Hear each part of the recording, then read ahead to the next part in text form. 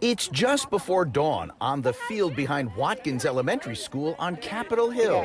All the way down. Full right angle. It's awesome. It's the most fun I have in the U.S. Senate is coming to this field to play with this team and to raise awareness for young women for breast cancer. The Congressional women's softball team is warming up for another early morning practice.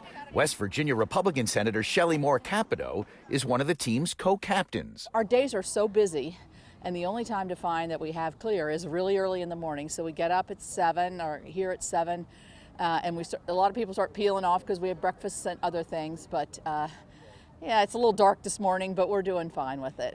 Their annual game against a team of Washington women journalists is usually held in June. This year delayed because of COVID.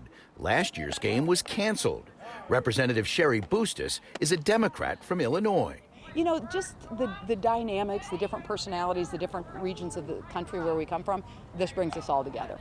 This will be the game's 13th edition, raising money for breast cancer awareness, especially among young women. Proceeds going to the Young Survival Coalition.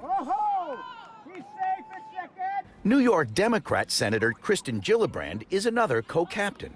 This softball game is just a very fun way to raise awareness so that young women know that their breast health is important and they have to be responsible for it because the healthcare system doesn't ask them to get mammograms in the way we ask older women to get mammograms.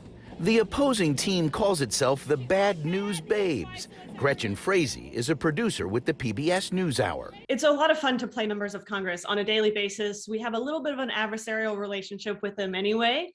Being members of the press, we have to hold them accountable. But on the field, it's a different kind of adversarial relationship. We're also trying to beat them, but at the same time, we're working together for a good cause.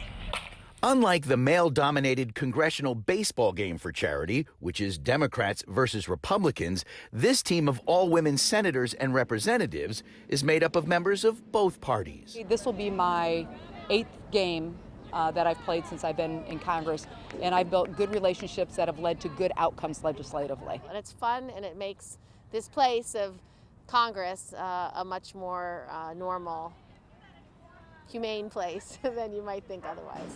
Well done. Nice play, team.